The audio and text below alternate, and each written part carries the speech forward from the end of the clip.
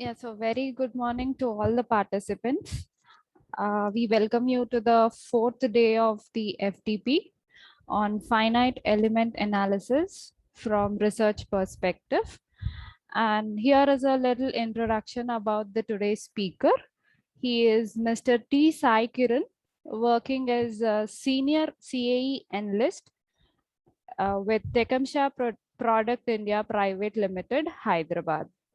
So Mr. Sai Kiran has got over 5 years of experience in product development, prototype development, and tool related activities used in ANSYS 19.2 and NX 10. NX is nothing but Unigraphics 10. So his expertise is in structural analysis, thermal analysis, dynamic analysis, and CFD flow analysis as well. Also, his domain experience is with refrigeration and air conditioning. So a little about his academic profile. He has pursued MTech with CAD CAM as a specialization and currently pursuing PhD with FEM as his specialization. And coming to the technical skills, he has got experience in ANSYS 19.2. In the ANSYS, he has got experience in Workbench, APDL, ICEM, and CFX. Along with ANSYS, he has also got experience in Unigraphics, sheet metal, modeling, detailing, and assembly. So, Mr. T. Sai Kiran, good morning. Good morning. Yeah, so over to you, sir. I'm withdrawing my screen share and you can start your screen share. Okay, sure.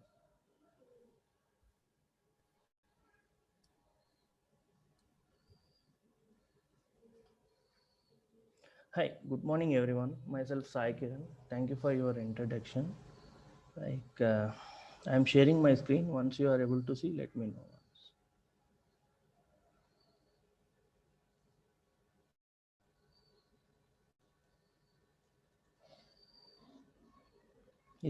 Are you able to see my screen? Yes, sir. Yeah. Before going to session, I am interested to tell you that in between you had any questions, you can feel free to ask me. You can interrupt and you can ask me. And no worries in that. I'm hoping let my session be useful to you.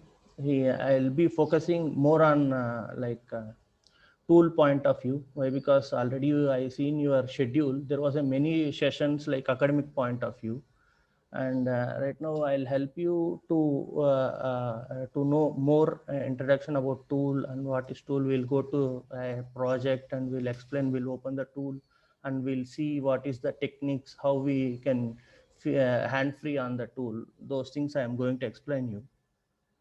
Okay. If you are having any doubts, you can mute and you can ask me. There is no any issue in that. You can interrupt me. Yeah, before starting the project and these all things, I need to tell you one thing, what is analysis? Why we are going to use analysis, and in what way analysis packages are useful to us, and those things. See, mainly to solve the engineering problems, we need to use some analytical methods, like analysis methods. Like first method is an analytical method. Analytical method is a classic method. Everyone we has used at every like mechanical engineer had gone through these methods. In FEM subject, we used to solve the problems for beam, simply supported, and those things. We will use these method. It would be 100% accurate results. Result accuracy is 100%. Then next step, it is only solve. It is suitable for a simple problems. It is not suitable for a bigger problems. So that next method is a numerical method. In this numerical method, whatever the ability can't be solved by the analytical, so that they has introduced a numerical method. In this we can solve the real complicated problems, many bigger problems, those things. In here our software plays a major role. Like in these, we can perform a static, thermal, model, dynamic, random, CFD, and etc. These are the mechanical oriented analytical tools which help us. There are these not only for mechanical, there are for electrical and civil. There are many branches, and right now they are using the analytical tools, numerical tools, sorry. Then experimental method. See, when compared to these both the methods, the experimental method is one of the main thing. Here first, if we are going to invent something, or if we are going to do something, better we start with an experimental. Why? Because it gives a perfect accuracy. If it is a first step, if you are inventing a first product, then we need to ultimately go for experimental method, and we need to do that. But it is like time related, like money related, those things. We need the setup, and we need a lot of time, we need equipment, those things. Then after, once we had a starting step of experimental method, then we can run n number of numerical methods by using software things. So for every numerical methods, directly we can go for without any test reports, we can't run the numerical methods. First, we need to cross check our when you come for analysis softwares, we can't tell blindly, we can't tell it will give 100% accuracy results always. So whenever you are doing some analysis in tools, then you need to have some experimental input. As I am telling from your point of view, for a PhD, they used to take a base paper for let us take a MTech. For MTech, when we are doing a project, they used to ask us to take a base paper and try to solve that base paper, try to map the results which they got in a base paper, and they try to extend our project to next level by changing material, or by changing the geometry or something else. So for every for every analysis, we need an experimental support. See, let us. I thought you got a introduction to solving the methods, solving the problems. About these, you got basic introduction. I'm not I'm not going to go much theoretically. Why? Because you had a many sessions, right? Let me go little bit project oriented and introduce software much, so that you can use in further your career, whether it may be academically, or for PhD point of view, or for MTech point of view, or for your students, or for further your career in industrial. It would be helpful to you. Yeah. Now this is our this is our project which we have stuck to selected for knowing you what is ANSYS. Is a compressor, refrigeration compressor, wall plate structural analysis to calculate the stresses and deformations. Compressor, I think so you all guys know about a compressor. There are types of compressor. In that, we have selected a reciprocative compressor. For these reciprocative compressor, we are going to perform a structural analysis. In analysis, there are types of analysis like static, structural analysis, thermal analysis, dynamic analysis, and harmonic analysis, model analysis, computative fluid dynamics, CFD analysis. First, if a sample comes to us, or if a product comes to us, how we need to select what type of analysis we are going to perform on that. This is the main thing which we need to know. See, before coming the analysis software, to invent something, or to make some modifications, or to do something new, it may takes lot of time, lot of money. So many we need some other support. We need some financial support from other companies, or some colleges. Then we need to work on that, and then we need to identify something, and then we can prove ourselves. Right now, when these commercial packages came out, it is familiarly used for it is able to use for every student point of view, or any point of view. Then, as telling true, we need to be happy to have this type of tools to us to prove ourselves. like there are many tools. Like if you come for a CAD, we are having AutoCAD as a basic, then Unigraphics, SolidWorks, CATIA, ProE, Creo. These all tools are playing a major role for designing the part. And next, if you come for analysis, we had a many tools like ANSYS, HyperWorks, like Nastron, like Star CCM. There are many tools in ANSYS also. See, I you guys will be having more like what tool I need to learn in CAD, or what tool I need to learn in an analysis, whether whatever the tool you are learning, whether I am selecting the correct tool or not. See, don't think about the number of tools and what tool you need to learn. Leave about that. Learn any of the CAD tool. See, here tool is not a bigger thing here. See, the way of perfection of designing, the way of thinking is more important to you. See, when you are going to start a design, how you are going to approach, your approach will be same at any tool, but in the tool names will be changed. For example, if you need to make a 2D into 3D model, if you make a rectangular, you need to make it into the cube. Then in any tool you are going to make a rectangle, and in if you are going for one tool, they used to tell pad, in one tool they used to tell extrude. The tool names changes, but way of design and the tree, if you see at left side of your tool, that will be a same for everything. But only the issue, it would be the like names will be changed. If you are going to learn NX, if you are have a good knowledge of NX, then it is not a big issue for you. It is not a big issue for you. You can easily you can be a hand free on NX. Then within 2-3 days you can come hand free for SolidWorks or Creo or ProE. Or just you need to see the introduction and you need to see the tool names like that. Same in the way for analysis. There are HyperWorks, HyperWorks and ANSYS, Nastron, those things. Same, you need to learn a single tool, then you can easily adapt it to the other tool. That is not a big issue for you. So don't feel clumsy and confused to which tool you need to learn and how you need to go. If you are planning to go for a not for an industrial purpose, if you are planning for learning for a not for academical purpose, to come a corporate, then you just check the number of openings on which tool right now they are having.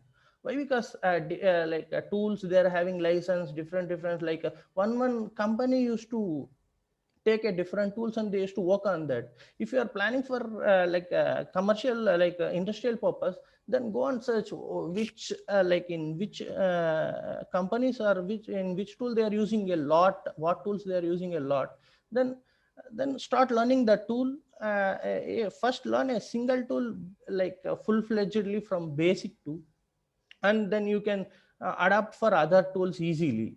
Okay, I think so I has given a little bit clarity to you guys how to select the tools, what are the tools like CAD tools and analysis tools, how to select them. Okay, then my next step is analysis. Analysis is nothing but analyzing the component. See, if you are going for purchase a chair, plastic chair, without any they need to show us, whether you used to ask how strong it is, how much weight it will bear. We used to ask many doubts to them. If they need to sell a 300 or 500 rupees a chair to you, you used to ask these many of questions and you need to tell them, they need to prove you, then you are going to purchase that. So in the same way, if you are going to make any if you are going to sell any product to the customer, first we need to prove them our product is strong enough, good enough, and in the quality purpose of point of view, and the a shape point of view and looking wise. So what we need to do, first we need to try to, we can test them and we can keep before them. But as I told, it takes time and it takes money. then so that these analysis tools plays a major role in this point of view. Then we can check, we can use some load conditions, some like thermal or structural, like pressure or force or thermal conditions or flow conditions. We can show them this is the output, this is this is the deformation, this much load it can bear. This all we can give them. Once we are going to show these all details, then there will be approval for your product, and then they will be going to the production. See, in industrial point of view, there will be a many steps. Like first step, it will be R&D. In R&D, there will be two departments. One is a design department and one is an analysis department. Design department used to design the components or design the models, and then they used to give for analysis department. Then analysis department started analyzing the components, and that would be going to the production department. Then they used to check the design. As per the design, they are going to do the production. Then it will go to the sales and marketing. They'll take it to the market. These would be a flow steps. See, when you are planning to planning to learn this CAD tool or analysis tool, then like you will be suitable for the R&D department. Then you can easily join in R&D department if you are having any one of the skills. If the guy is having the both the skills, it will help to you much more to do something much there. Okay. Like you know what is right now I am working in a refrigeration field, so that I took a topic of a refrigeration compressor. You know, you guys had a subject refrigeration, you know all the details of refrigeration, and what is a compressor, you know those also. So let us go into the topic. Yeah, this is a refrigeration compressor, like recip compressor, which would be run with the help of a piston, connecting rod, those things. See, this is the compressor components. Let me explain you about these components, how it assemble, how the refrigeration passes. Why? Because in next step in our project, see, for analysis, for design, if you are having a detailed drawing, anyone can, if you know the tool, blindly you can use the detailed drawing, and you can draw the design, you can model the design. But for analysis engineer, it is not so simple as we are thinking to do analysis. See, right now you guys just take some base papers, and you guys take the inputs from there, and you guys started doing analysis, right? Like as per a student point of view, when I was studying also, the same procedure was being done by me. So but that is not that is not a simple way as that. When you come for a to invent a new product or to do something else, then the analysis we need to have a much knowledge to be an SEE analyst. Like we need to work, we need to learn many things. We need to first, if you are going to if you are planning to do analysis, then you need to go to the background of the component. What is the working principle of component? What you need to imagine what type of failure it is going to face. What is whether it is a thermal failure, whether it is a structural failure, due to the fluid it is going to fail, or due to the motion it is going to fail. You need to understand that. If to get a conclusion that what type of analysis you are going to perform, then you need to know these all steps. So right now I am explaining to understand what type of analysis we are going to perform. We need to know how the compressor is going to work, so that what type of forces or what type of pressures or what type of thermal conditions are going to act on a compressor, so that we can conclude what type of analysis we are going to perform. See, I'll tell you only a major parts. See, if you are you able to see my cursor? Hello. Yes, sir. Yeah.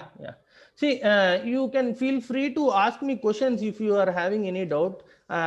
Simply, it is not like only I am going to talk entire the session. You can feel free if you are having any doubt, or if you had like any issues, you can just ask me and you can clear me. Why? Because let our section be friendly and let it be useful to you much, so that it will be good for me also. I'll feel a little bit happy that it would be useful to you guys. See, let me explain about the parts of the compressor. See, this is lower housing and this is the upper housing. Then this is the starter and rotor, and this is crankshaft and connecting rod and piston. And this is the wall plate, cylinder head, and muffler. This is the discharge muffler, suction muffler, and shock loop. See how compressor assembles. I only explain the major parts, not each and every parts. Why? Because as per a time concern. See, first bottom housing. For the bottom housing, there would be a mounting brackets. On the mounting brackets, bottom housing will be there. On these bottom housing, there would be a like a crankcase mounting brackets. There will be 3 brackets for a crankcase mounting, and for these there will be a springs for a crankcase mounting to like for the vibrations without getting a noise or without getting a to absorb the damping. We used to have these. Here the crankcase is a main part, which would be a rigid part. It would be fixed there on the mounting brackets. All will be supported of crankcase. Every part will be fixed on the crankcase, but crankcase would be a main part of the entire compressor. For not for all the compressor, for these recip compressor. So on the crankcase, we would be there would be here we are having a crankshaft. For these crankshaft, we had a connecting rod and piston. This is a two-cylinder compressor. So we are having a 2 cylinders. Then for these rotor and starter, we are having a rotor and starter. With the help of this rotor, these crankshaft will be rotating. When crankshaft will be rotating, with these crankshaft as connecting rod and piston is connected, these both will be rotating.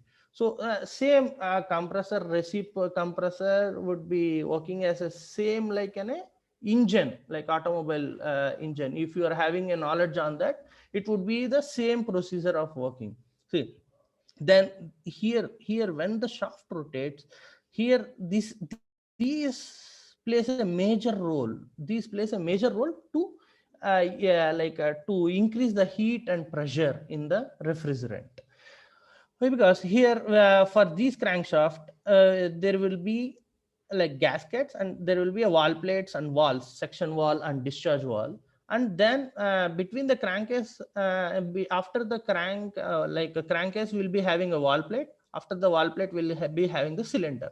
For cylinder is in a cylinder will be having a chamber, like to store the heat refrigerant, like a heat and high pressurized refrigerant. In cylinder there will be 2 channels. One is a suction channel and one is a discharge channel. Why? Because this cylinder will be a channel to suck the refrigerant from suction muffler and to pass the high pressurized refrigerant to the discharge muffler. See, this is the suction muffler. This suction muffler would be connected to the cylinder, and when the from condensing unit, the these would be coming to the suction muffler, refrigerant would be coming to the suction muffler, and it will suck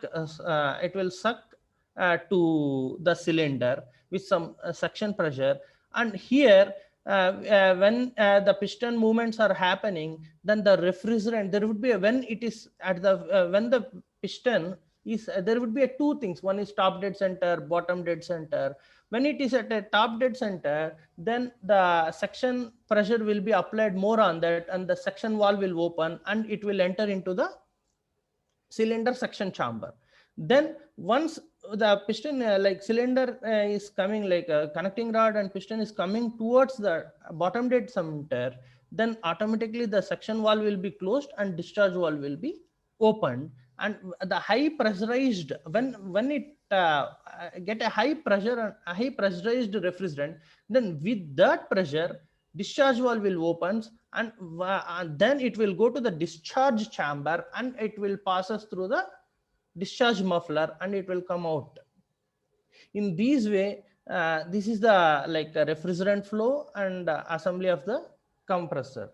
Then like see, this is the component which we are using right now in our simulation, crankcase. As I told you, it is a rigid body, and all the components will be attached to the crankcase. This is the crankcase which which we have designed and which we are going to perform the simulation. And this is the cylinder head. As I told, it has a two chambers, discharge and suction chambers. It will store the high pressure and high temperature of refrigerant here, fluid here. And next, this is our main part, which we are this is a hero of the session, which it is in these we are going to focus much. This is also a main part in the compressor also. If the wall plates and walls are going to fail, then automatically there would be we can't get a high pressurized fuel. So if you just imagine that section wall is not going to open, it break, then the section like it can't suck the refrigerant, or it automatically continuously if it is break continuously, it will suck the refrigerant. Then discharge valve is not going to open, then there it can't the pressurized fuel refrigerant also it can't send to the discharge muffler, or it broken, then it can't generate a pressure. Why? Because it is an open channel, so we can't get a pressurized refrigerant. So this wall plate, we are having a two as a discharge and suction walls. With that, it would be running. Then this is the wall plate which we are going to perform the simulation. Now we in this session, like for simulation, we are going to take a wall plate, cylinder head, and some part of a crankcase. See, our main focus is on a crankcase, but wall plate. But as this is an assembly of thing which is going to happen, so we are going to take other two parts also, cylinder head and crankcase. As a crankcase is in a bigger component, we are not going to perform any simulation on that to need some for a support, so that we are going to take a little bit substance of a crankcase to make our simulation little bit less. If we are going to perform a simulation on crankcase, the entire crankcase we need to be involved in the simulation, but we are mainly focusing on a wall plate. So for a support, we are going to take a crankcase and cylinder head. So we are going to take a small part of a crankcase, not entire the part. Then the mesh. See, in analysis, mesh plays a major role. This mesh is nothing but a finite element method. We are telling, right, this software comes under finite element method. See, this is one of a finite element technique. With the help of this technique, we are going to simulate our things. Here there are types of meshes, types of elements, that all we'll discuss later in next slides. Like we are going to perform a TET mesh. Then here we used to tell like boundary conditions. What type of boundary condition? For every like simulation, we need a boundary condition, whether it will maybe a structural, or it may be a thermal, or it may be a CFD or dynamic. Everywhere we need a boundary condition that we need to study. Like if you are going to do a simulation, you need to study where it will be fixed, whether it is fixed or it is free, or somewhere it will be fixed, that where it is going to fix, and what type of load it is there would be acting on that, whether continuous load or single load, or like a pressure or force, or some like temperature, convection, conduction, or velocity. We need to see that first, what type of load it is going to act, and what type of supports they are going to have there. Those things we need to study, and this is that. And then here we are going to simulate for a two things. One is top dead and one is bottom dead. For both the things we are going to simulate. This is description what we are going to do. See, whenever we are going to analyze without a geometry, we can't analyze, so we need to design the geometry. So this is our geometry. This was designed in the NX Unigraphics. Like as per your requirement, you can design in any software which you are familiar. You can design These, see in here the major things I has given, like wall plate thickness of wall plate is 4.3 and and bore, this is a bore, this also plays a major role. You all guys had studied automobile, right? In that bore dia will plays a major role here. Depends on the bore dia, the like LBP, HBP, high pressure motor and those things, it will depend how many pistons, like how many if we are having a two pistons, then we will be having a two bore channels. Right now in these say we are taking a single piston, so we are having a single bore. This is the bore dia and section port dia and discharge port dia.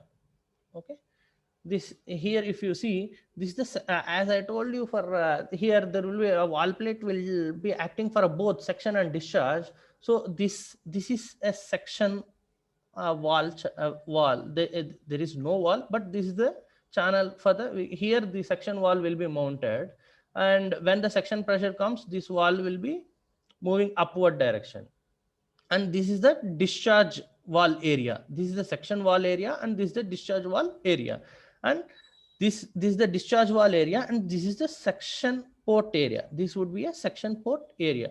Okay, then see one step, that what is the design, for which design we are going to perform a simulation, or which design we are going to produce, that plays a major role. Then selection of material. See, material selection is one of the biggest role this also plays. Like you need to be you need to have a good enough knowledge on materials, which material you, what type of like loads it is going to act. See, if you are going to for a small example, you need to design a stool. You need to think how much load it is going to bear. If it is going to bear 100 kgs, then will you select the material iron to make the stool or chair? Why? Because iron can like it can bear mucher load, but whether it is useful to that particular model or not, for particular equipment or not, we need to select that. It is plastic, little bit lower cost, and it can bear the same load. Whether we need to see as per the load and as per its working principle, it is going like we need to select the proper material there. So as our we had this is like in this is our materials, like Young's modulus and Poisson's ratios I has given. This is a material like it is a cast iron. In this cast iron there is a compositions. So as it is going to bear higher heat and pressure, we had went for that. Whether if why we can't go for other material, we can go for like plastic. Whether plastic will withstand high pressures and high temperatures? No. So that in materials, when like cast iron, aluminum, in that we need to perform, and we need to see which is a better. For this point of view, we have selected this material. Okay, then finite element model. This is mesh. Once first step is designing, then we are going to perform, we are going to select the material, then we are going to select the mesh. What is mesh? It is a finite element method. See, in here I told you there would be a types of elements, types of meshes. There are two types of meshes. One is free mesh and one is mapped mesh. What is different between free and mapped? See, free, it takes as per like there would be element size that will be, it would be little bit free. It himself it will be taken, but there will be there would not be a proper structure design there, like divided element would be divided there. But when you come for a mapped mesh, then there would be a proper element divisions there.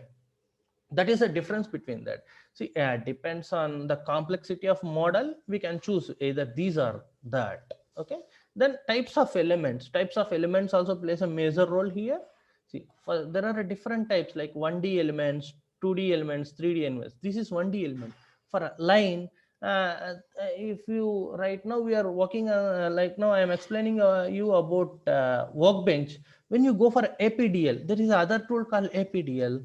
It is a manual meshing process. for that there will be a manual meshing process. Right now, if you see, we used to click on a mesh and we used to generate, we used to just click on a generate mesh, then automatically it is going to generate mesh.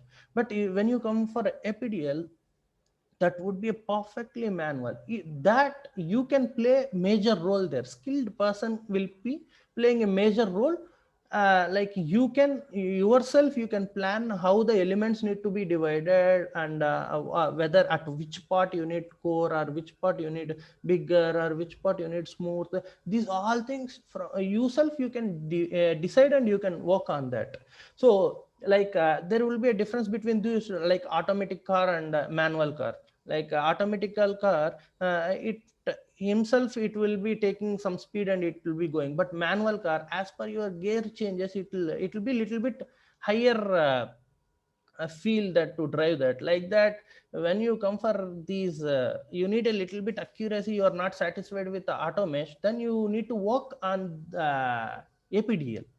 APDL is a same whatever you are going to perform the simulation in Workbench, same it will be in APDL also. There will be results changes, that nothing will be like, it is little bit user friendly. Workbench will be a little bit user friendly, and APDL will be little bit like coding, those things. So when you are performing in APDL, there will be a line mesh. If you are taking a square cube, then for that cube will be volume, area, and line. This line is in a 2D, 1D. That we need to mesh. Then we need to create a mesh. Then it will changes into we will be having a 2 nodes. If you see here, there is node 1 and node 2, and in these also 2 noded element and 3 noded element. So as per our requirement, we can select that. This is 1D mesh. Then 2D mesh. 2D mesh is nothing but an area mesh.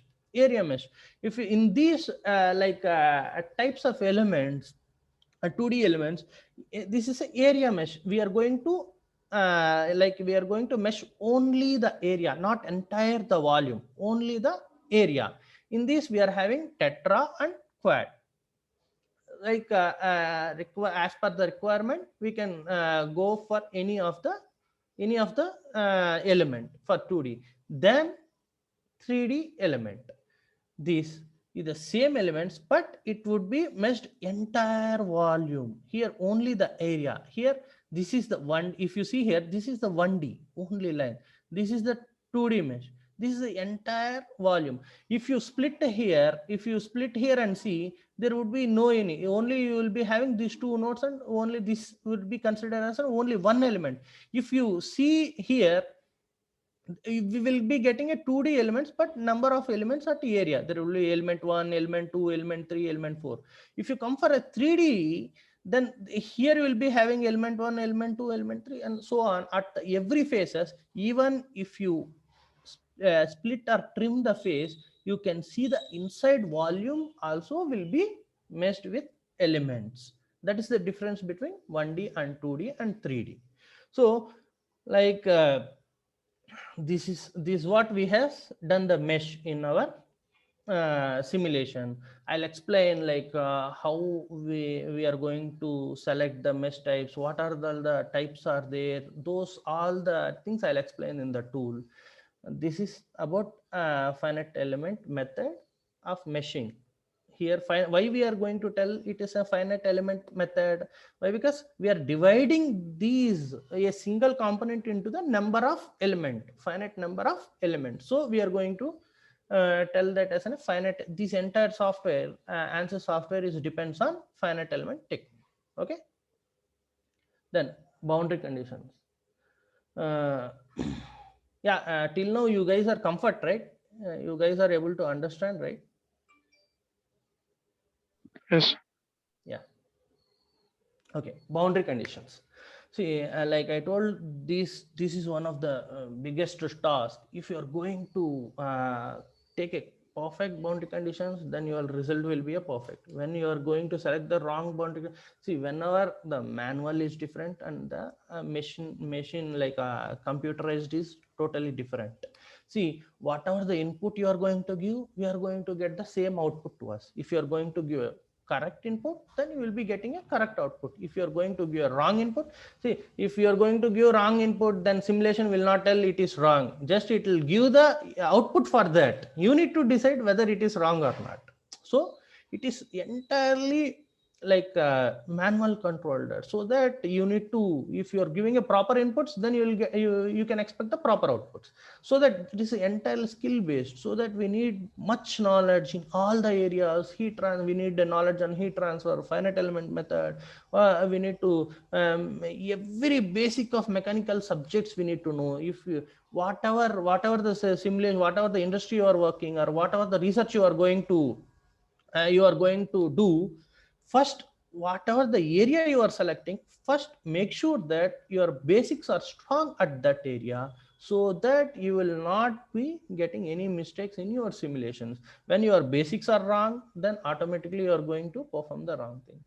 First, before doing something, go, if you're selecting the automobile, or if you're selecting the refrigeration, or if you're selecting the aerospace, just make sure, go back to your books, take your books, whatever related to that area, and be strong on the basics. Then next step, after getting much stronger in basics, next step, you need to know the working principle of the component, how it is going to work, what type of loads are going to affect. These all things you need to know. From there you will get the boundary condition. See, in our project, what is our boundary condition? See, like crankcase surface will be fixed for every analysis, wherever it is, whether you are taking a stool, at like legs will be mounted on the floor, then wherever it is going to mounted, that we need to make it as a fixed support. Like that, for these, like crankcase and bolt areas of all the wall plate and cylinder head, these would be mounted like fixed. Okay, this is all DOS, all direction it would be fixed. Then this here, like we are using three components, three parts. Part one is crankcase, wall plate, and cylinder head. Like directly I can't give import the parts, and if I'll apply only one on the one part efforts, if it other parts will be moved, or there would be chances to move, or it will not respond for simulation. There would be no any response for other parts for simulation. Here, contacts will play the major role to make sure that as per real-time application, how it is going to act, other components are going to be supported to that. When we are going to give a contact, those components will be working in the same way at that position.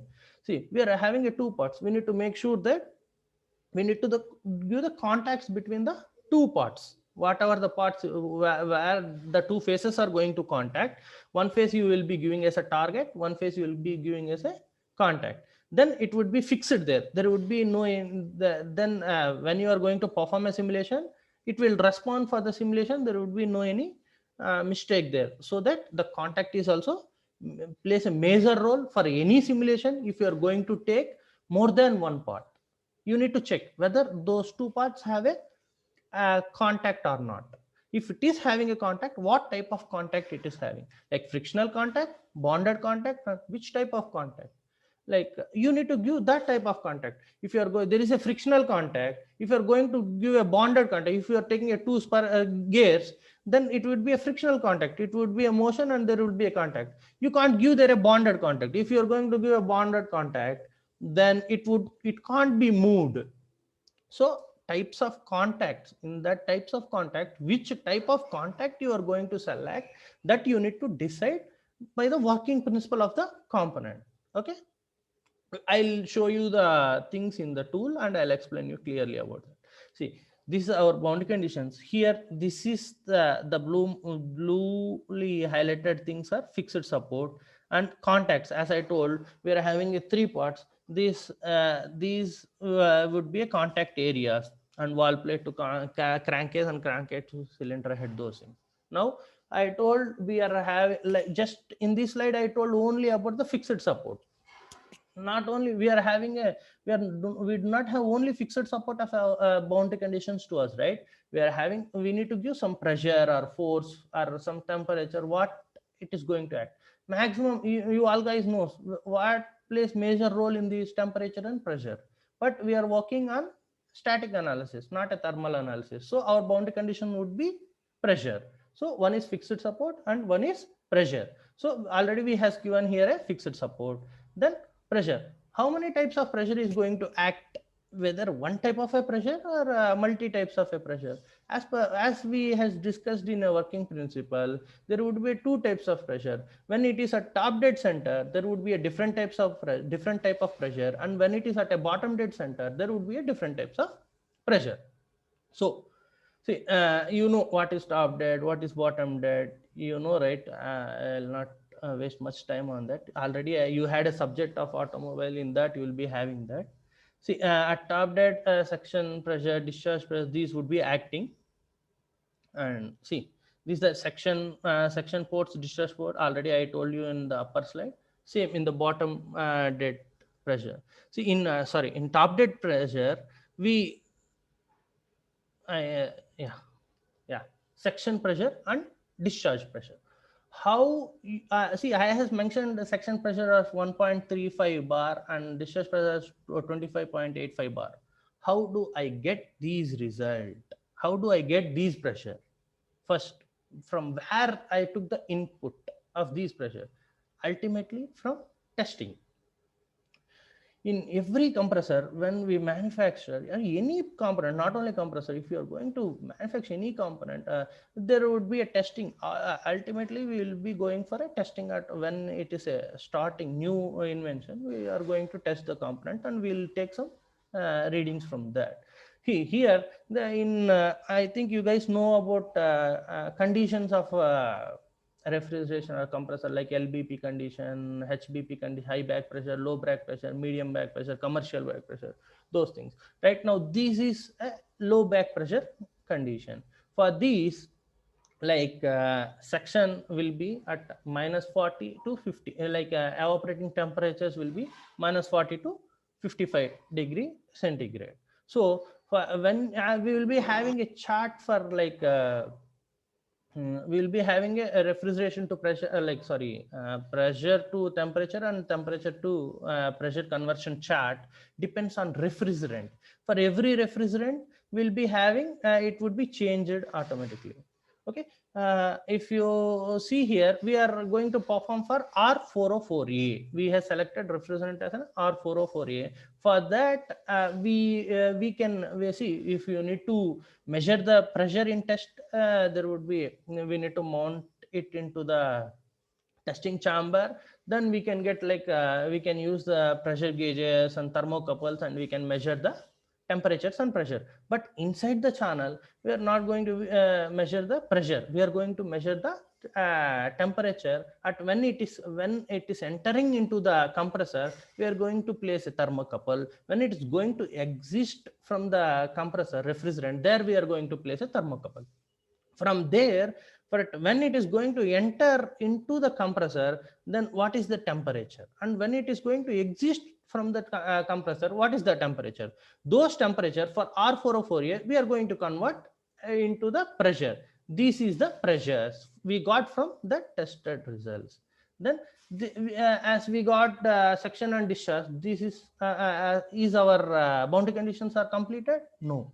These will act on the section area and discharge area, but on particular port, there would be a different types of pressures will be acting. Like the same pressure we can't give there, right? So that why? Because we should concentrate more on the port, and the port in the sense where the section or discharge is directly going to affect and wall is going to move. That would be a different. We need to focus more on that. Why? Because there would be a high chances to failure or high chances to we need to see clearly there, so that we need to you need to identify the port pressures also. So see, delta P, temperature difference, pressure. I know you guys will be familiar with these things, like like calculation point of view, so that you guys can understand easily. See, delta T is a temperature difference, pressure, discharge pressure minus suction pressure. Then we'll get a delta T. From delta T, we had a discharge pressure here and suction pressure. Then we got a delta T here. Then this, what is S? Pi S equal to pi into section port dia square by 4. What is this? This is nothing but a, like we are finding the area of the circle. So that we had a section here in our formula, we had a pi and we had a section port as in I has given in the above slide in design. Yeah, see, like a port section port dia and discharge port dia. This is the section port and this is the discharge port. For section port, this is 10.50 mm. For discharge port, it is 5.5 mm. So this we need to keep in our calculation. Like we need to give the section port and we need to calculate these and we'll get these as our our answer. Then when we come for load is delta T into area, like a force, a temperature difference into area. For these, if you are doing, we'll get this as an our load. Then this we need to come this load we need to convert into the pressure. What is the formula for that load into area? Load by area. Then we are going to select the area. This is our port area, section port area. So which is highlighted here. This is our section port area. In how you will calculate the area, there would be an option called area calculation, volume calculation in like CAD tools. In an X I has done, there would be that, and I have selected the particular area and it has given me the area value here. So I has given here. Then from I have used that and I got a pressure here. Okay, this is my pressure, this is my force, and this is my area. I got a pressure here. This is our suction port pressure. Okay. Then in the same way for these, that is for top dead center. This is for bottom dead center. Same, everything are same. But here, same we are going to, there we has took a suction pressure and we are going to take a discharge port area and we are going to calculate our discharge port. For a discharge port, what is the pressure we are having? Discharge port pressure we are having 6.3, like this. Then this is our once you has given pressures and once you has given the fixed support, then ultimately we are going to find the result. For top dead center there would be other results, and for bottom dead center there would be other result. You need to know what type of results you need. You ultimately we need a deformation, stresses, strains. As per our, there will be a lot of things which we require. We need to go and select those things. Like we need a stress and deformation to know whether the part whether the component is within the limit or not, or it is in the damaged state. See, this is our results. One is total deformation and one is stress. See, maximum failure we are getting at here and minimum failure at here. There is two minimum. Why it is minimum? Why? Because it has been fixed there, so that at the bolts, these four are bolts, so that here it's a minimum. Why we are facing the maximum failure at here? Why? Because this is a section wall. We has given here a section pressure at the chamber full area and for the port also, so that we are there is a maximum failure there. In the same way for stress also we got a results there.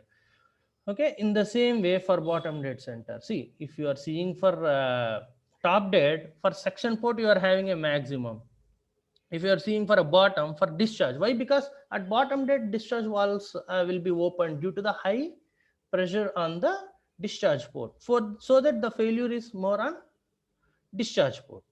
Okay, now we got a result. Then how we need to evaluate our result? Whether our just we got a result, there is a total deformation, there is a stresses. How you will decide whether our result is correct or not? Whether we can send it for production or not? Whether we need to do any recorrections or not? whether what type of recorrections we need to do, material corrections, or like we need to change a material or we need to change a design. How we need to decide that whether our results are correct or not? That is a major role we are going to face here. We need to prove. See, one thing we can this is our we should not just give the plots. As we need to give a table, we has given for this refrigerant, this is the total deformation for top dead and bottom dead and these things.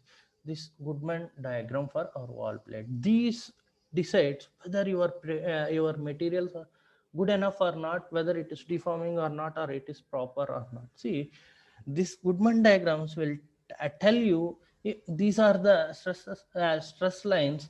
If the whatever the stresses you got, you need to plot here. This is my section and this is my discharge pressure, which I got from my above results. These above results I plotted here. See, when I am seeing if these stress points are within the wherever at here within these lines, then I can tell my results are withstanding for those pressures. It is good. It is not going to fail. When it is beyond the line, then ultimately my results will be failed. There is a problem. I need to go for a material change. My material is not going to withstand, so I need to change the material. If I will do for plastic, automatically it will be somewhere here. Why? Because it can't withstand. So then automatically my similar I can't further proceed with that. So this is the one of step whether my model is going to withstand or not. Okay. Yeah. This is about the PPT I explained you. Till here you had any doubts, or can I proceed for simulation? Can I open the tool and can I explain you? If you are having any doubt, you can feel free to ask, please.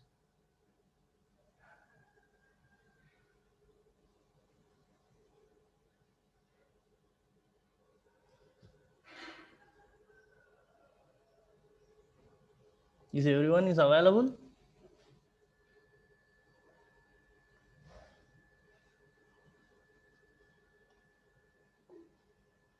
Yes, sir. Yeah. Yeah, I feel that just I am talking, no one is responding there. No, sir, we are there, sir. We are there. Okay. There is an option for unmuting for everyone, right? Yeah. Yeah. Feel Yes, free. yes, You sir. can Yeah, yeah. involve in this session. You can talk and you can ask some things. Just like then I'll feel that it is getting to you guys. You guys are going to understand whatever I am telling. If you guys are being calm, then I'll think that you guys have not understand properly. Then I need to correct myself, right? Okay, sir. Yeah, it is clear, right? Till now you got to understand, right? Everything is fine, right? Yeah, sir, clear. Yeah, good. Thank you. Yeah, this is our ANSYS window. Right now I am using for like 19.2. There are a different, you can use any of the version, that is not much. See, in ANSYS, which type of analysis we can perform? See, there are different types of, as I told you, there are different types of analysis, not only for mechanical, for electrical, electronics, and for civil, but just we'll discuss about our mechanical point of view. See, this is dynamic analysis. If you are having any dynamic in motion, like you are going to do crash test, or for gears, or for punch and die, those things we can go for a dynamic analysis. One would be rigid and one would be in a motion. You will give a velocity and then it will perform the dynamic analysis for that. Next Hello, one sir. is, yeah. Sir, we are unable to see your ANSYS window screen, sir. Okay, 1 second.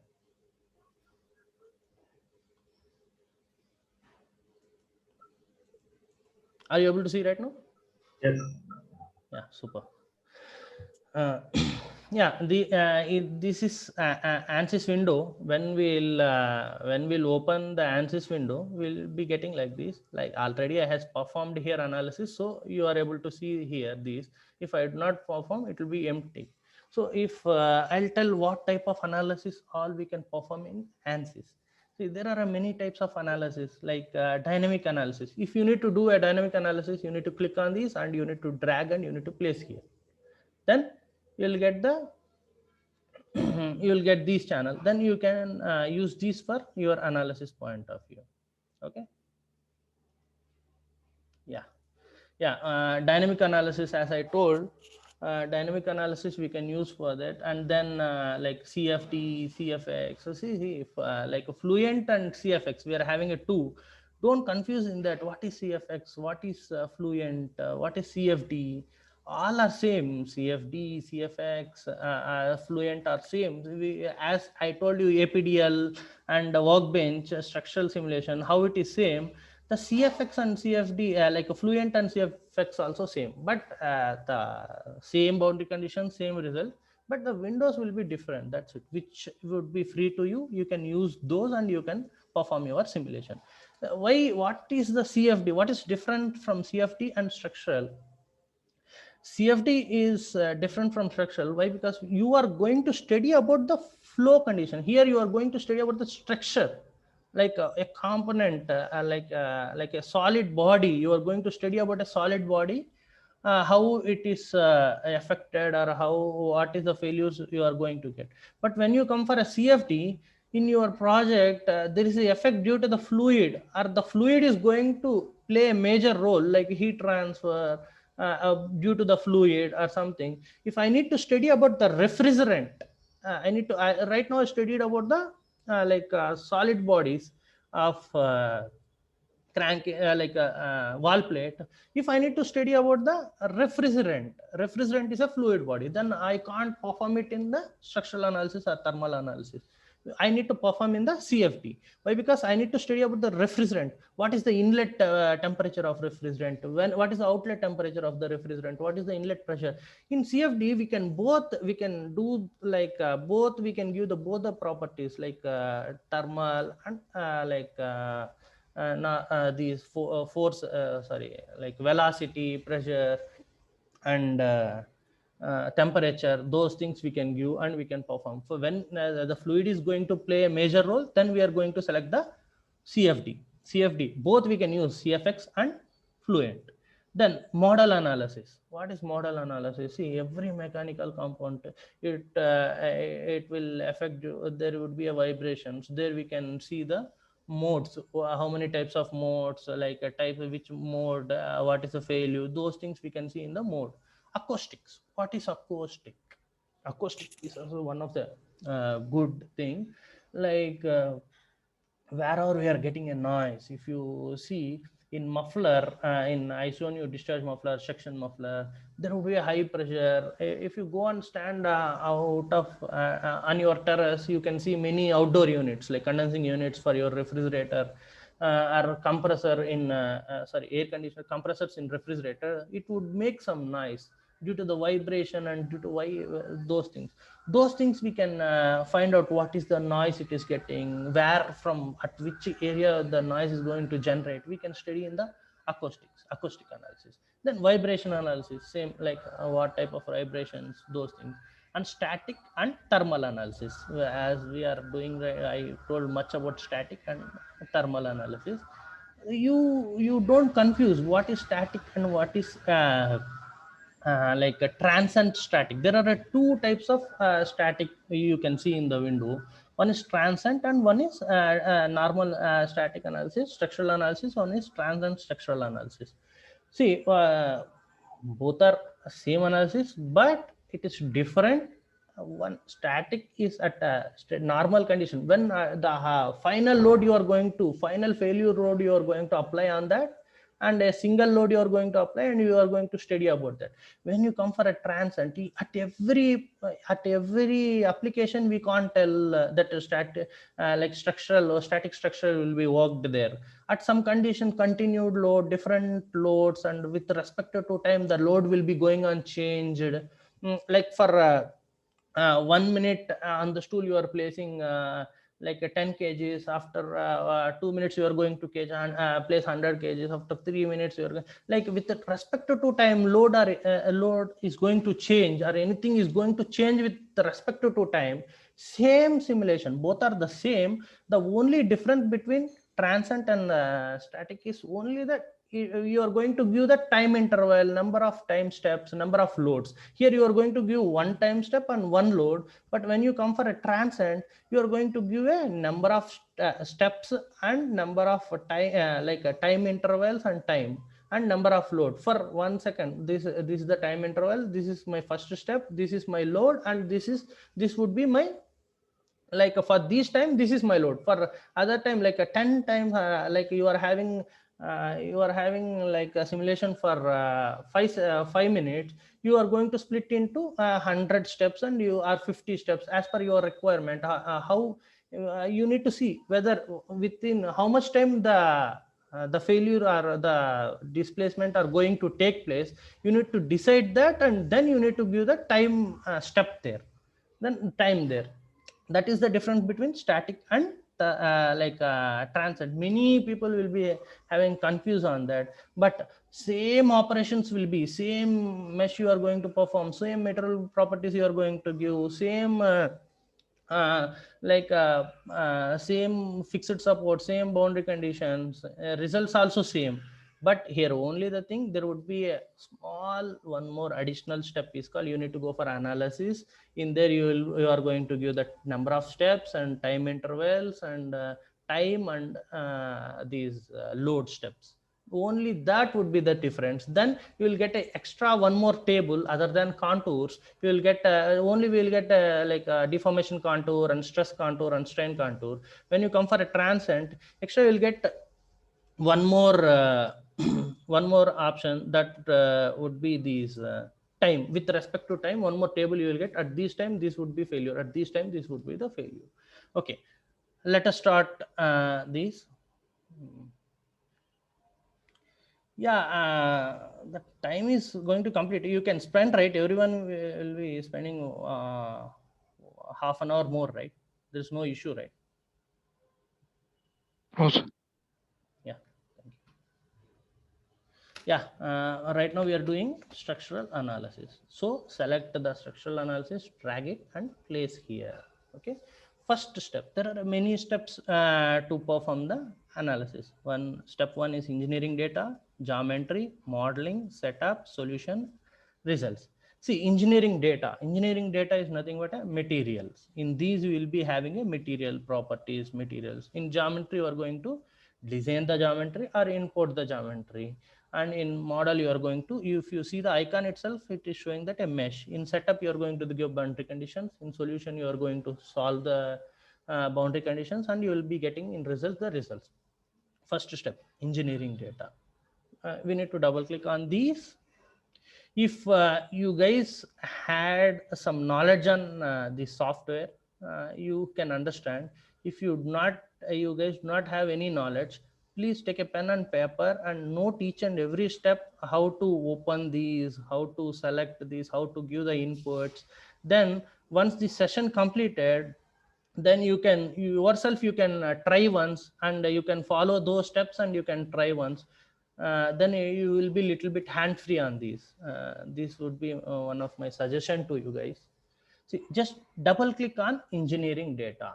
Then see, in engineering data, there will be a library, like a data source. Data source is nothing but a library. You can select whatever material you need. You can drag here.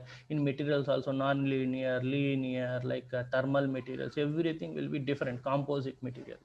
See, these everyone know. Just we need to go for general materials. Here that materials will come. Here we need to add this material and we need to complete. So this is not a big issue. It is a simple thing, but you do not have your material in library. I had my material is cast iron, but its composition is different. I had a cast iron in these, but my composition is different. Now what I need to do here? What is my solution? Then I need to create a material. How to create the material? First we need to know. First of all, give the name of your material. I am giving the name ENG. I given the name of my material. See here, this is the library material. This is my material.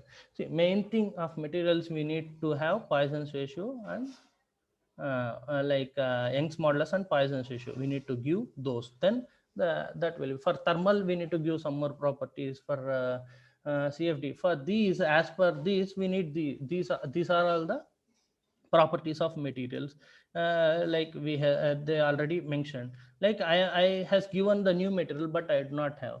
Like I need to give the properties. Isotropic. Here I need to give. Here I can select what type of material data you are having. If the only you need to input the Young's modulus and Poisson's ratio, not like that. See, at bottom you are having many options. You can select whatever the information you are having. You can use that and you can give. Here Young's modulus. Make sure that your units are main. If you are going to change the unit, automatically it is going to change. My Young's modulus of these material is 1.2 e power 0.5. Yeah, this is my Young's modulus and this is my Poisson's ratio 0.2665. Yeah, if you see here, it is incomplete. Question mark itself indicates incomplete. Once I given these data, now it has been completed. So I has given my material 1. I had 2 materials, so I need to give for a 2 material. So I am going for next material. I'll give my other material naming and I am going to give those properties.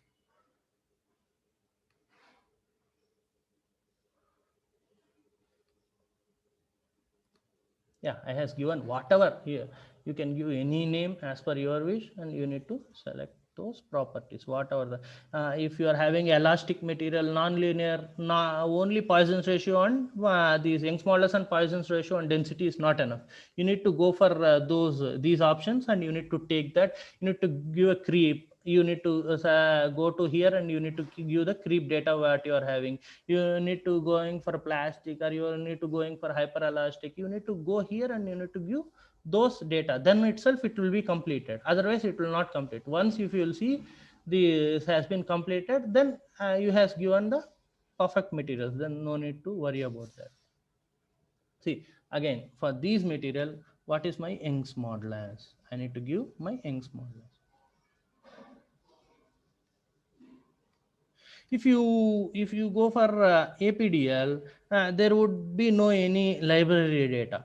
You need to manually give the same like this. You need to give the at starting itself. It will ask what is Young's modulus, what is Poisson's ratio, what is density, those things. Manually you need to give like this. You need to give a manually for every. There would be no any library as it is user friendly. They has given a library data and you are working with the library data. So this is the way how you will how you are going to import the material. I think you had an idea about importing the material. Okay, now material importing or selecting from library. That is next step is geometry. Okay, geometry. Now you can there would be 2 options. One is space claim and one is design modeler. As per the license requirement, there would be 2 options. You can select any of the option, and if you are going to design, you can design in these. You can design as per your requirement, but it will take little bit much time. Complex designs we can't design here, so that for any design modifications we can be. It is not such a user friendly as a CAD tools. So we are not going to design anything in these. Just we are going to import our model. So go for import, browse, and you are going to import your model. Browse, where is your model?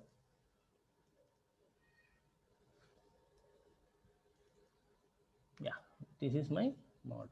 I am going to import this model. Yeah, once I has imported, this session has been completed. Okay, then model. You just double click on this Please note the steps so that further to work on this tool for new guys, it will be helpful to you. Okay. Step 1 is engineering data. Step 2 is like you need to give material properties in engineering data. Geometry, you can import or you can design the parts. Okay.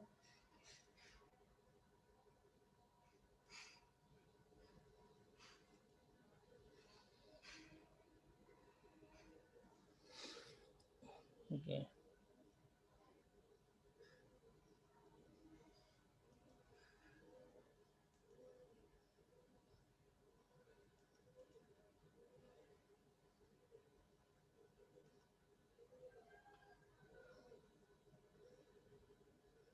See, once if you import the model, it would be displayed like this. This is already performed.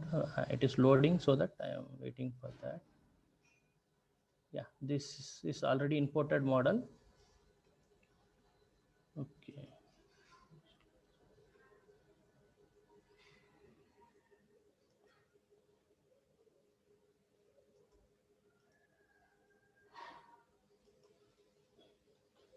Yeah, this is our new window. This is our model which has been imported here. Then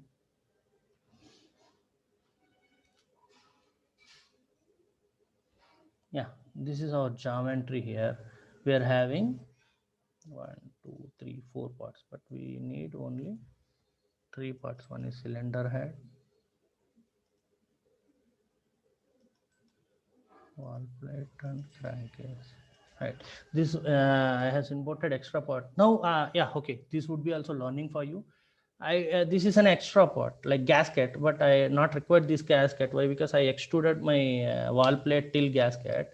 Now, how I need to remove this? Again, I need to go for CAD and I need to delete and I need to come back. No, nothing like that. There would be an option called select on these, suppress the body.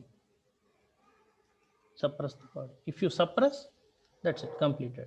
Will be not having that part in your simulation.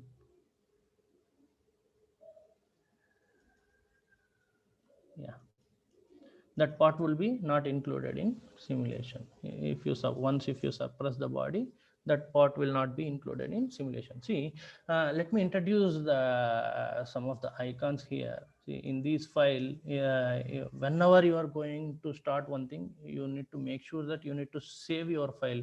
If power cut or something else, your file, whatever you has been worked. Why? Because this is a simple simulation which right now, to understand to you all guys, I took a small component and I'm going to perform a simulation. When you go for a large parts, bigger parts, we used to take a 2-3 days of a simulation for setting a for giving a boundary, for meshing. It may takes depends on volume. It may takes 1-2 days, and for giving boundary conditions, it may takes 2-3 hours, and for running, it may takes days also. Like it will take 2 days, 3 days, depend. If I am performing for entire compressor, automatically it is going to take a much time. So you need to make sure that continuously you are saving your file, so that you will not lost your data there. You need to continuously save your file. Okay. See here, once you had imported this, and you need to give the materials, assign the materials. So I am going to assign the material. See, I added these material. I am going to assign these for wall plate, and go for select the material, then you select the CAD model, and then one more thing, like you had an option for naming also.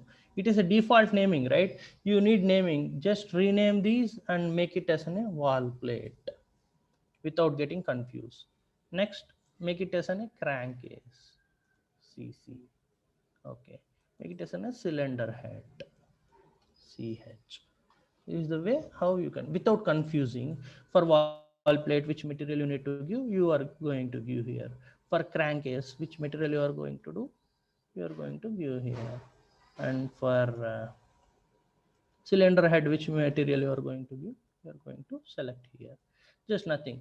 Go for select the CAD model, at the bottom scroll here, select at materials icon. You will be having this assign the material. You need to go and click on that, and you are going to assign your material here. Then automatically it will be for how many components you are having. For all the components you can assign your materials. See, I has assigned my materials. One thing has been completed. Next thing, what contacts? I told you, right? Contacts. Already the system will be generated default contacts but I did not require these default contacts. It would be some mistakes at these, so that we are going to eliminate this. We are going to select and delete these contacts.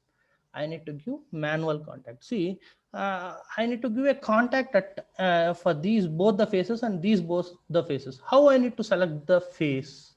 Why? Because it both the faces are in contact. How I need to select the face? See, now everyone will be facing the problem. There would be many options like hiding, selecting, and bringing it back. See, these are all the thing. If you are going to select the edge, you need to select these, then only it would select the edges. If you are going to you need to select the area, you need to go and select these area faces, and you can select only the faces. You need entire volume, then you need to go to the volume option and you need to select the particular volume. Okay, then this is a rotating option. You need to rotate and check. You need to select here and you need to rotate as per your requirement. And this, like, you need to move here and there. You can go to these pan and you can move, like zoom in, zoom out. And if you need to, I has zoomed it, it went somewhere by mistake. I need to bring it back. How much time I need to drag this? Go fit screen. You need to go for fit screen and you need to bring that back. So now I told you, as I need to give the contact, I am not able to, I need only the, I need to give for cylinder and wall plate the contact. So what I need to do, I need to select the area. So I am going to select these volume and I am selecting these cylinder head, right click on this, hide the body. So I had hided that body. This body will be moved into the layer. Now I can select these face freely without any confusion. So in contacts, I am going to right click on these and insert and manual contact. There would be two options for you. One is manual contact. Yeah, there would be two options here. One is contact and one is target. If you when I selected these, I got these. Now I should not confuse the contact, so I am going to rename these. I am going to rename this is the contact between cylinder head and wall plate. So I has given the name as a cylinder head and wall plate. My contact is this.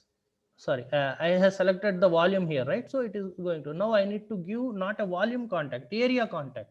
So I need to select the area option, face option. This is my contact area. I have selected one contact area. Next thing, I need to select the target area as my like a cylinder head face. So I had hidden that, right? How to bring it back again? Right click on the screen and you will get these option, show all the bodies. Then you can find all the bodies. Now I need to have only this part and I need to hide these two parts. Now how I need to hide? I'm going to select these cylinder head. I'm going to right click here and hide all other bodies. Hide all other bodies except which I have selected. So I am hiding these all other bodies. Now I got my cylinder, only cylinder head. All has been moved into the layers. Now target. Yeah, I have selected the target and this is my target. Yeah, as given here. So if you bring select all, like I need all bodies, right? So show all bodies. I got all bodies. Now you can check whether you has given correct contact or not, the correct area you have selected or not. You can see here. See the both. See, like these area, when these area is not contact, also we should not select these areas. We need to make a face splits in CAD. We need to make a face splits and only the region which it is contacting. So we are going to give those areas as a contact. See, yeah, our contact is done perfectly. Then I told you in contacts, there will be a types of contacts like bonded contact, smooth contact, friction contact, roughness contact, these things, which this is a bonded contact. Why? Because it would be fixed. So that I have selected the bonded contact. In the same way, I have completed for one contact between cylinder head and wall plate. I need to perform the contact for other. So again, right click on contacts, manual contact, then name it as rename, then go for CC, crankcase and wall plate contact. This is the contact between crankcase and wall plate. I selected it. Here again, I need only wall plate. I am going to select these and I am going to hide all other bodies. This would be my crankcase connected thing, so that I am going to take contact. I am going to select these and apply. In the same way, right click, show all the bodies. Now I need only crankcase, hide all other bodies. Then wherever the cylinder is going to mount it, I am going to select these as a target and I am going to apply. Now I need to cross check, show all bodies, whether my contact has been correct or not. I need to check here. Yeah, it is good. Then contacts has been completed. This is our contacts. How to give the contacts, I think you guys has understand. If you had any doubts, you can ask me. Okay, then mesh is going to play as a major role. As I told, there are types of meshes, different types of. Let me show you. Hide all otherwise. Only I am going to perform for these and I am going to show you mesh. Yeah, this is my mesh. Then right click on mesh, insert mesh. Maximum everyone used to do that, generate mesh. See, that is not a proper way for generating mesh. See, if your mesh is going to be something wrong, then automatically your result, see, this is there is a blend here, there is a port here. This if you are going for a wall plate, there would be a suction port and discharge port. We are calculating area for these and we are going to give pressure for that. Why? Because that port is too important. Why? Because walls will be laying at there, if there is a mistake there, automatically it will go mistake. If you are going to select a simple generate mesh, if I am going to click a generate mesh, it will not get a proper mesh. See, like generate mesh.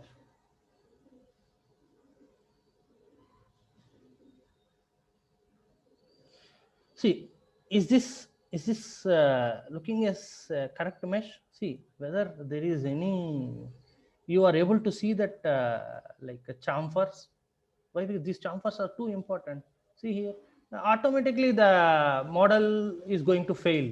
The result will be not correct. So we need to focus more on mesh. So this is not a proper way to mesh. So select these mesh body, then go for mesh, right click, and I am going to clean my mesh, which I done. Now I'll show you what are the types of meshes and how we need to mesh. Right click on mesh, go for insert. There would be method and sizing and reinforcement for changing methods. For you can select there I told you, right, like two types of elements. Whatever element you need, you can select, like a hex or tet. Which element you need, you can select, like mapped mesh, sweep. If both the faces are same at bottom to top, then you can give the sweep. You can do only the area mesh and you can give the sweep there and you can complete that. Like I'll show you. If I need a hex here, but I'm not required, but I'll show you how to do. I selected a mesh here and I selected these body and applied. Before, when I done a generate mesh, I got a tet body. Now I need I need to give manually. I need to give a tet mesh. I can select here tet. Then tet mesh will be him. If I need hex mesh, I'm going to select here hex, and then hex mesh will be performing. If I need sweep here, I'm going to select the sweep and I'll give the sweep area till where it need to sweep, starting area and ending area. As shown in the starting area, same it is going to sweep till bottom. Mixed zone, both as per that requirement. See, I need a hex mesh. I have selected hex and I am going to select the sizing. I have selected these body. I applied here. I given some sizes 1.5, 1.5, and now I am going to generate mesh here.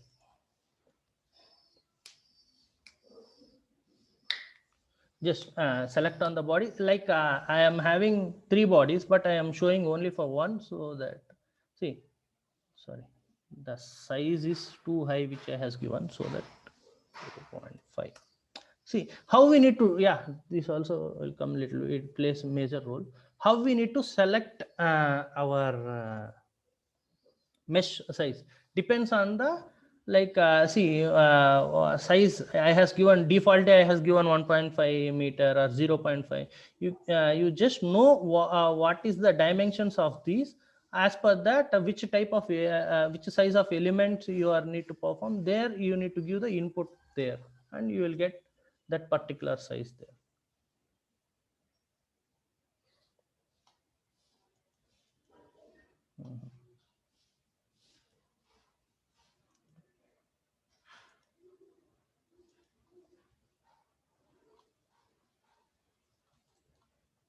Yeah, whenever you do one mesh and you are going to remesh, automatically you need to delete that mesh and you need to give this dimension again.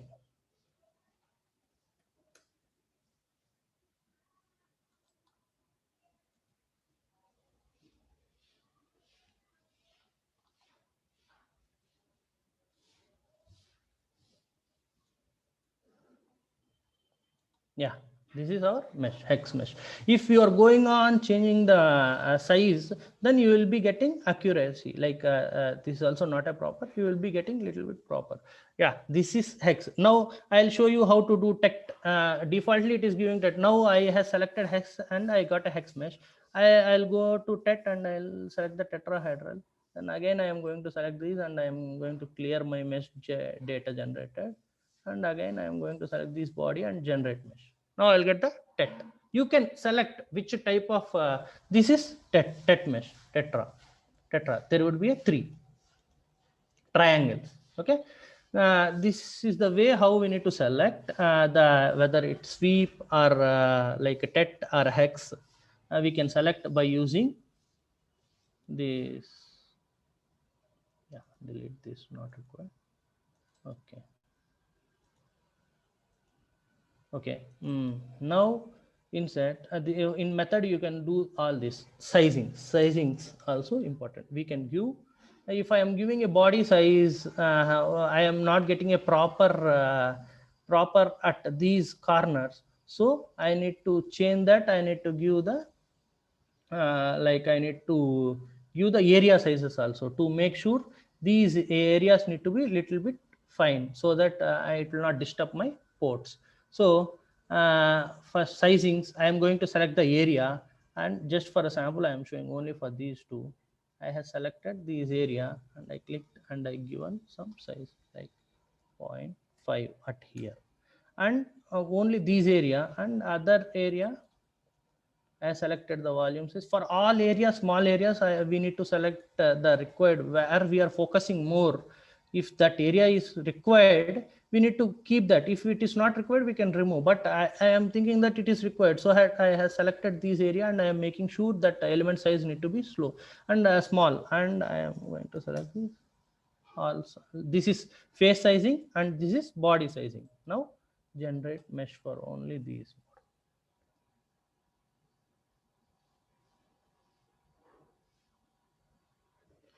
A line, if see here the size of mesh at other area is a little bit bigger. If you see here, this is bigger. When you see when at what the area has selected at faces and I has given less, that is different size from this. If I'll not give the face sizing, that it would be coming like you can see here. See difference between these I has not selected and I has not given the face sizing. There is a difference. It is equal, both are a little bit equal, and it is not in a fine way. But when you see here, it is little bit fine. You can there is a 2 elements at these chamfer, right? If you need little bit much more than two, if we are having, it will be good. If you're going to select little bit lesser element size, then it is going to change again.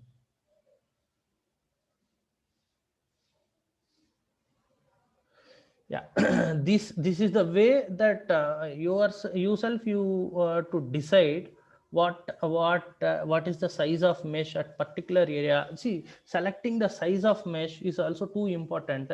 See, where the pressures or loads are applying more, that area need to be fine, and where the pressures and loads are little bit normal, that area you can leave, you can do normal mesh. See, if I, as I changed the dimension, it became too fine and it is looking good more than 2. Here even you apply a load here, it will not, you will get accuracy result, but in the same way it should not jump from too smaller to bigger. You need to make sure that it should match to these elements also.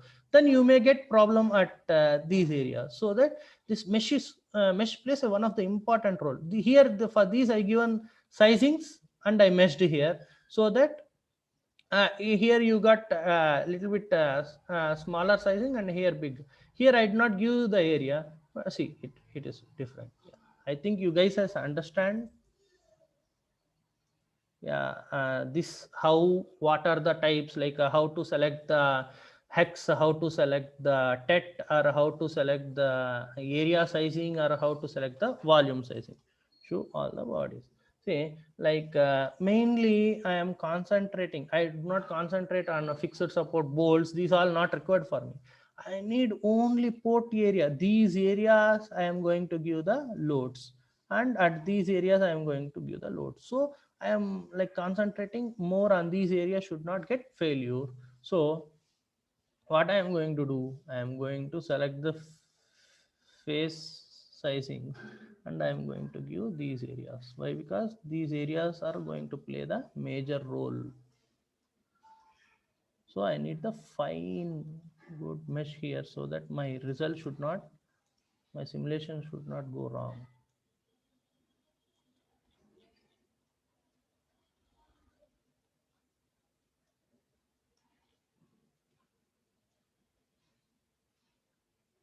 Yeah, this is my areas. Then I given here mesh as 0.2.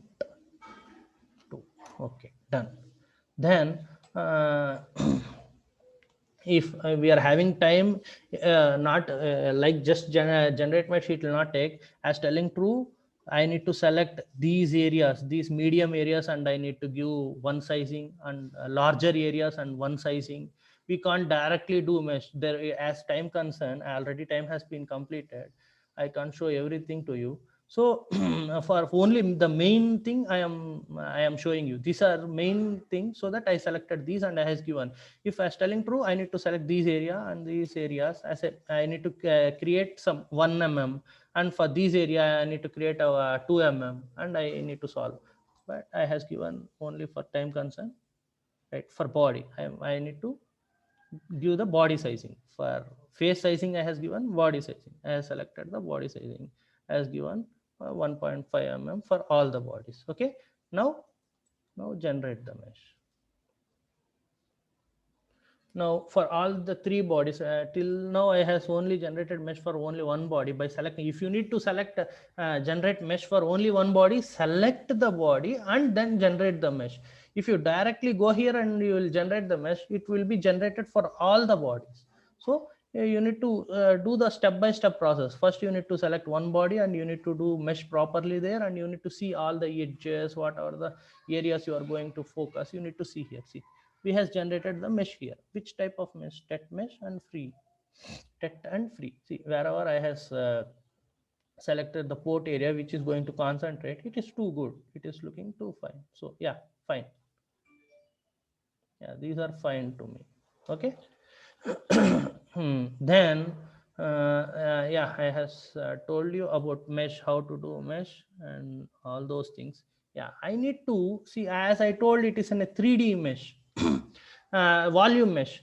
It would be meshed in volume also. I need to check whether my volume is properly meshed or not. So there would be an option here. Where is this?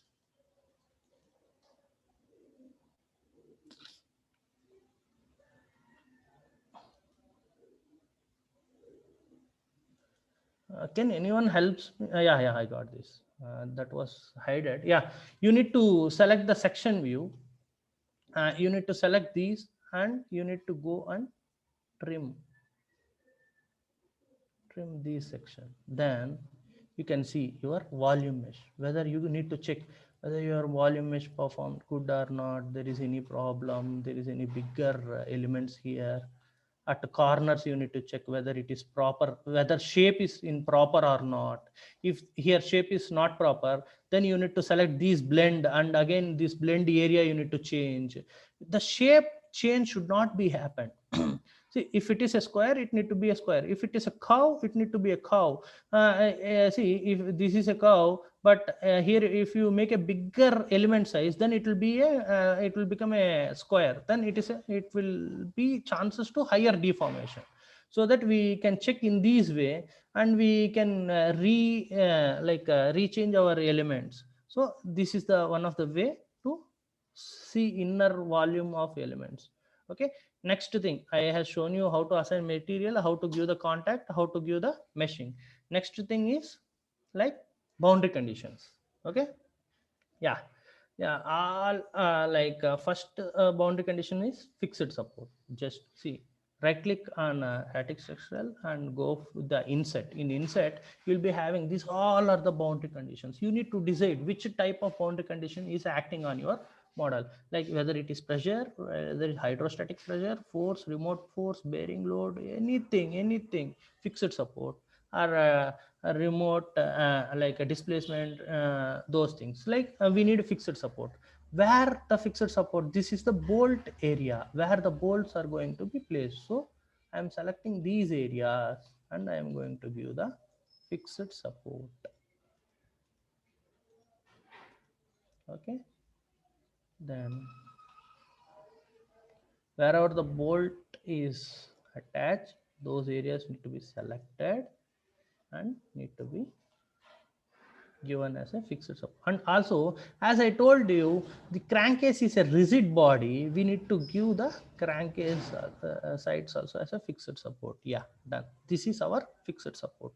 If you go for the boundary conditions, if you see here, you can see here, this whatever the area we have selected, we have given as a fixed support. Okay. Then next step. Pressures. We has in a slide I have shown you different types of loads. See, this suction pressure, discharge pressure, suction port pressure, discharge port pressure. We need to import these inputs here. Okay. All the pressures will be acting on this wall plate, not on other body. See, first I has given a fixed support. Now I need to give pressures. Just same, right click on this, insert pressure. Okay. I did not have a single pressure, I had a mini pressure, so I should not confuse whether I has given. So that I am going to rename this, like pressure I am going to rename as discharge. Discharge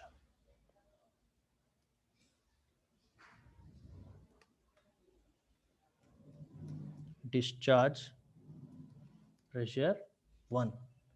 This is discharge pressure. We are having two discharge pressure. One is port and one is discharge area. Right now I am going to give a discharge area, which we has converted that refrigerant temperature into pressure. That I am going to give. Here, go for area and select this area. This area would be my discharge pressure. Sorry, this is section.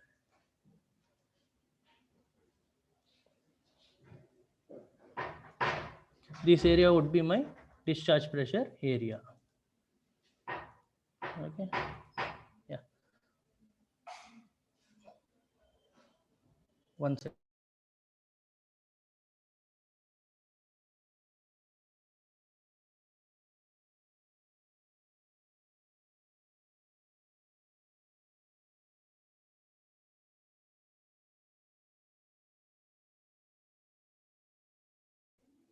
Sorry for interruption. Yeah, this is our discharge pressure, and for I need to give the pressure. What is my pressure? As we seen there, it is like 25.5851 MPa. It is in MPa. This is my discharge pressure here. Sorry, we has removed these area also need to be selected.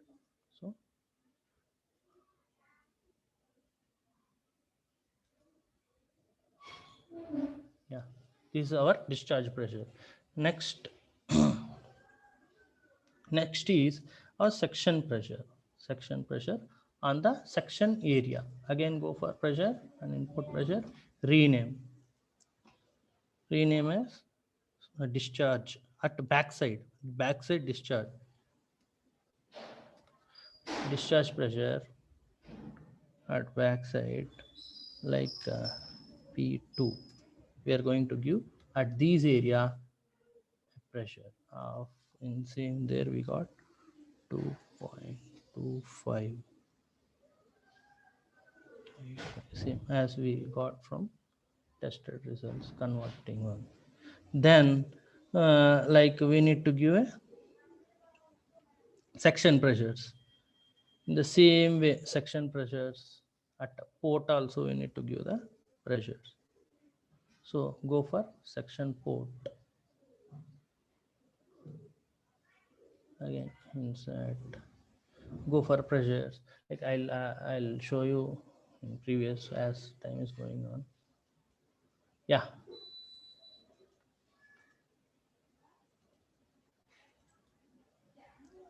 Hide all other bodies. Yeah. If you see here you are able to see the discharge. I have selected these area and I has given the discharge pressure as these, and I have selected the other discharge area at backside, and here I has given this discharge pressure, and this is the fixed support and suction pressure on suction port area, which we has calculated. That would be the suction port area pressure, and this is our discharge port area pressure. This is our suction port area pressure.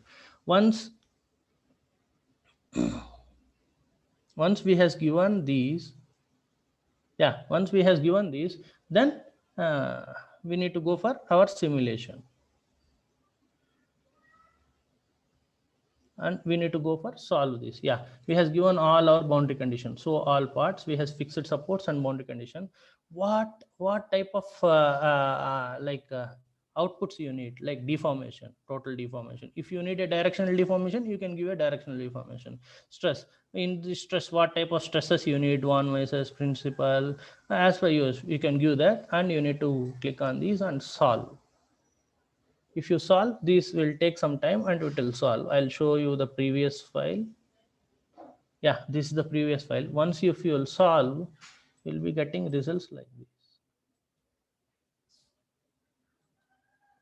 This is our results. Already I shown you in the PPT. In this way, this is total deformation, directional deformation. As we are focusing only on wall plate, so that we have selected only wall plate and we hided everything. Here we can see all types of things. See maximum, minimum, you can select here. You can select if you need to see at which area what is the pressure. You can go here and you can see the pressure, what is the different pressures at each and every area. If you need to know about these corner, if you need to know about these corner, you can keep these props and you can know what is the, at each and every area, what is the pressure there, and this is the pressure. In the same way, we need to give for we need to we need to bring other icon, and we need to link all the boundary conditions are same, but only we are going to change these like discharge pressure section for what is the top dead center, for what are the pressures for top dead center, what are the pressures for bottom dead center. We are going to change that, and we are going to do those things, and we'll get these results. Okay, see if for bottom dead center, for it would be for a discharge ports, it would affect for a discharge port, so that we has given the discharge ports. For top dead center, if you see, there would be effect for the section. Why? Because it is going to suck at the top dead, so that it would be affected for the section. Then we this is the result. See one more thing, like everyone they used to show the results like these, right? It is not a proper way. They should not be elemental display.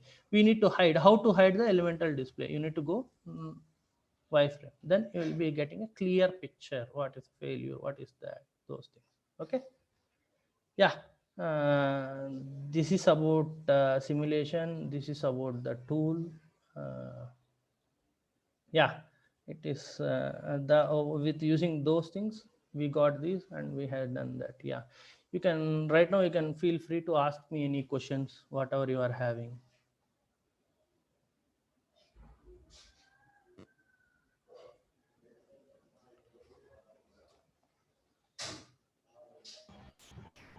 Hello, sir. Yeah, tell me. After this structural analysis, if I need model analysis for the same boundary condition and loading conditions, so Okay. can we do it? See,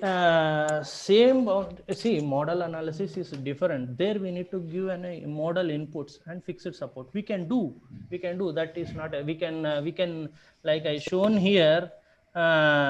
We can make one structural that we need a thermal and structural. We need for a cylinder head. Next section will be that we are combining both thermal and structural, and we are getting the output. Like that we will be get. For model, we need to go for model analysis. The boundary conditions will be different, right? For model analysis, why we required the pressure or force? We required the number of modes. So it is different from boundary conditions are different, but fixed support will be same. But the boundary conditions will be different from model and structural. You can perform. Yes, sir. Please. You can perform model analysis for same, but you need to see whether it is affecting due to more vibrations, there is any crack generations, or you need to see till what vibration it is going to withstand. Then you can take a model analysis. You can give only the fixed support you are going to give, and you are going to run. You are not going to give any pressures and forces there. So we cannot apply model analysis in particular solution of a specific structural analysis. Not like that. See, if this is my model analysis, this already I run for structural. See here, this model analysis boundary conditions are different from my structural analysis. So that it is not going to accept you. You need to perform different analysis. That is the way you need to. So which parameter we can transfer from static to model, sir? Yeah, you can send the engineering data. You can use, if you are having the same geometry, you can send the geometry, right? If you are model, why? Because it in these you has given boundary condition, right? So that it is not going to accept here. Other than that, it is going to accept. In same thermal also, for thermal it will be accepting you. All the till solution it will accept. You can bring till solution for thermal, and you can work on that. Okay. Yeah. Thank you. Then, yeah, you can ask also if you had other than this session, you like in your PhD, you are having any doubts in not only in static, thermal, model, dynamic, or in CFD, you can feel free to ask. No issue. Not only session, you can ask. So good note, sir. Yeah. So actually, I got a doubt in GD&T. So how is it important while designing?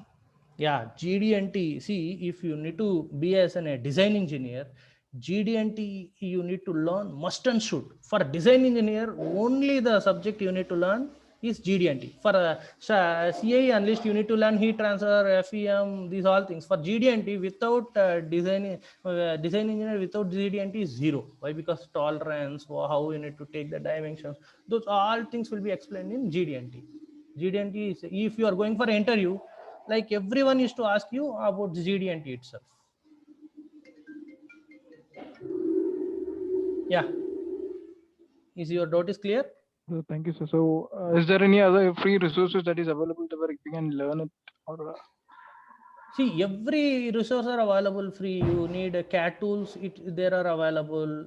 Like you need ANSYS tools, you can download. Everything nowadays is available. See, just go for, no need to learn with trainings, all these. Just go for like a help. Open the help. You will be having a help in these. You will be having each and every step. If you will follow these help, and if you can do not only ANSYS or design, anything you can do yourself. okay, so thank you. Yeah. Any other? Sir, can we perform some velocities on any element in a static structural? No, like in static structural, there is no use of velocity. If you are going, if there is any, like, see, that what I told you at starting, deciding the analysis, which type of analysis you are going to do, it depends upon the working principle of a product. If the product has a velocity, it is in a motion. Velocity is nothing but a motion, right? If it is having a motion, then why you are going for a steady state condition? You need to go for dynamics. Then you need to do the dynamic analysis.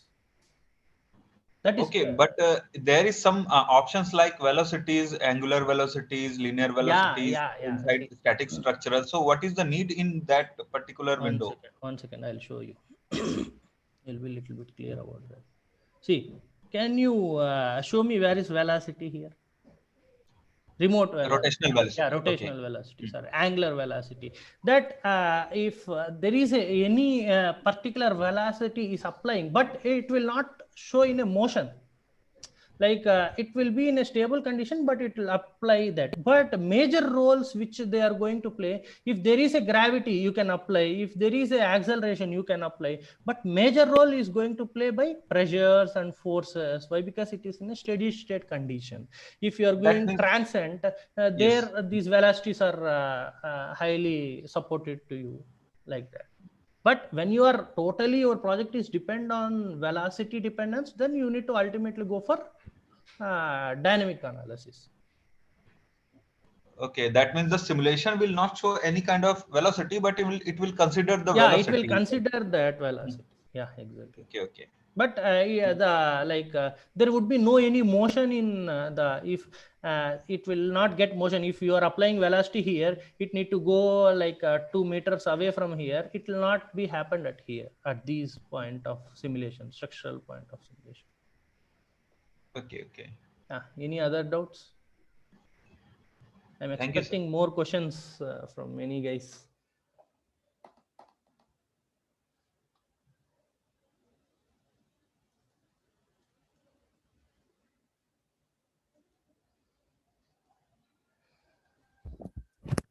Sir, thank you, sir, for your session. Yeah, thank you. I hope no doubts, and already we have shared the attendance link. Okay. Yeah. Thank you so much. Thank you, sir. You can join tomorrow at 10:30 a.m., sir. Yeah, sure. Thank you. Thank you. Bye. Yeah, I hope no doubts. So I'm ending the meeting. Yeah, sure. So there will be no afternoon session, sir, today? No, there's an afternoon session on Spurgear.